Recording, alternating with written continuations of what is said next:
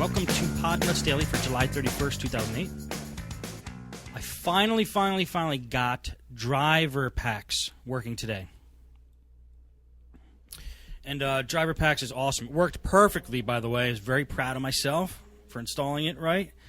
And I just went ahead. Now, for those of you who don't know, DriverPacks is a site where you can download packs of drivers that you can slipstream into your Windows installations, so you don't have to install Windows and then go install the drivers.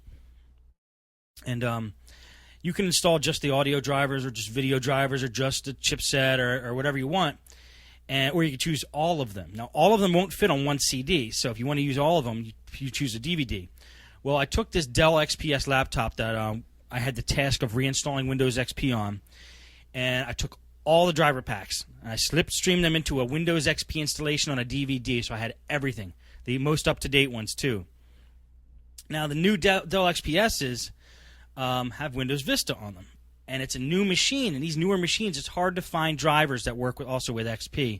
I think you can still buy a Dell with XP on it, but it's hard to find them like on the internet, that kind of thing. Anyway, so I took the installation, put it into the Dell XPS, booted it. It found the SATA drive, no problem, which it couldn't do before with the regular XP disk. It wouldn't find the drivers for the SATA. So it found the SATA drive. We loaded up Windows.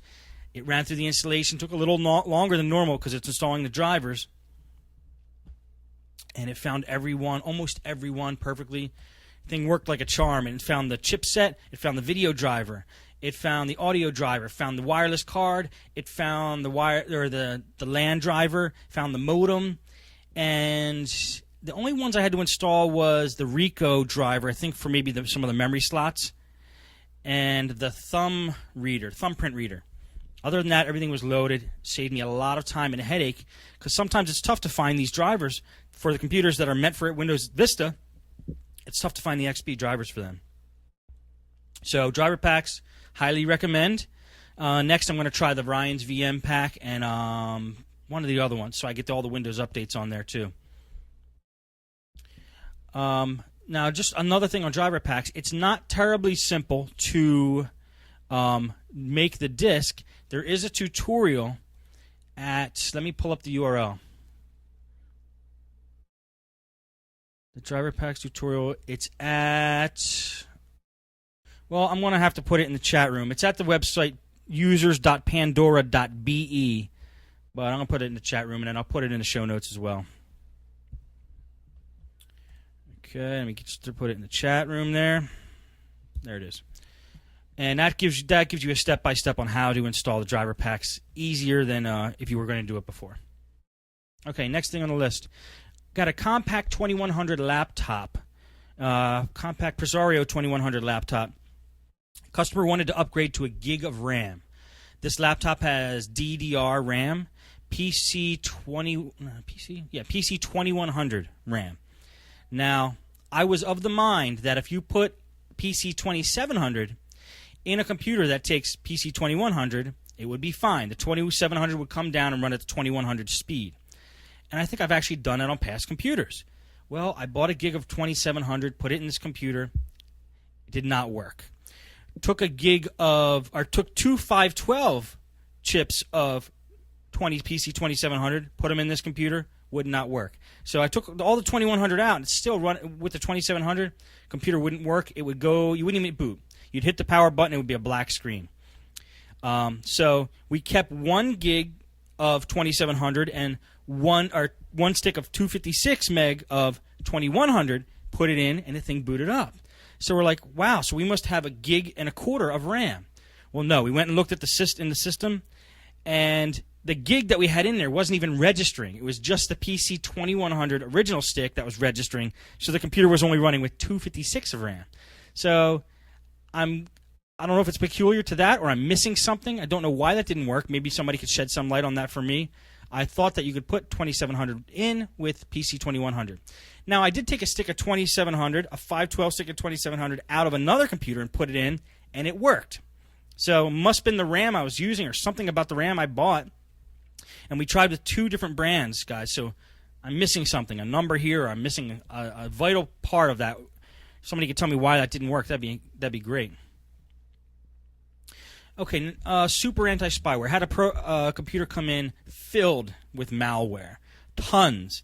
We're talking XP Antivirus 2008. It even had XP Antivirus 2009 on there.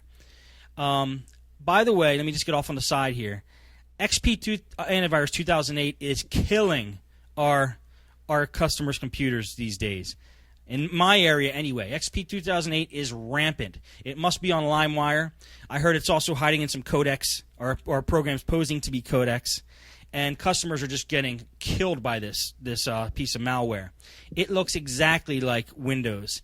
I mean, it even has a security center that pops up that looks like the Windows Security Center, but isn't. Be careful for that virus. I've been getting rid of it with SuperAntiSpyware, fully updated, running a full scan, not the quick scan. This guy's computer was loaded with stuff. I did run Smith Fraud Fix. I also first, because it just takes so short to run Smith Fraud Fix, you might as well run it. And then I ran SuperAntiSpyware, and one of the two killed it. I think the SuperAntiSpyware killed the Antivirus 2008. Just make sure you get all the updates for SuperAntiSpyware and run the full scan, not the quick scan. Quick scan doesn't find everything. Full scan, if you run CCleaner before you run the full scan runs a lot faster. So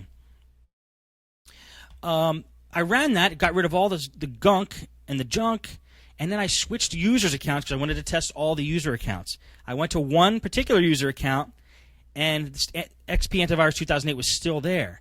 So I'm guessing you have to run SuperAntiSpyware on all the accounts on the computer.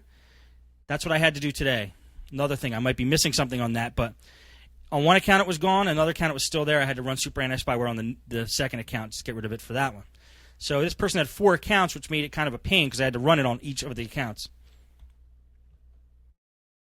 Okay. Had a customer call today in tears, or actually first when she called, she was on the verge of tears. She has we didn't make her cry, by the way. I didn't make her cry.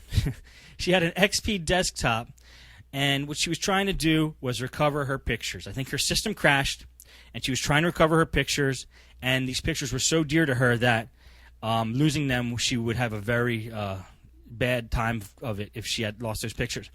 Was on the phone with HP. HP had told her to do a system recovery and told her if the system recovery doesn't work, they're going to send her a recovery disk and she's going to lose everything. So she was choked up. She thought she was going to lose everything. So they had her do a system recovery. When she told me that, I'm like, took a breath, and I go, okay, there's 2 types of system recovery with HP. There's non-destructive and there's destructive. The non-destructive claims it will not erase your data files. Destructive wipes out the whole hard drive. So she said, I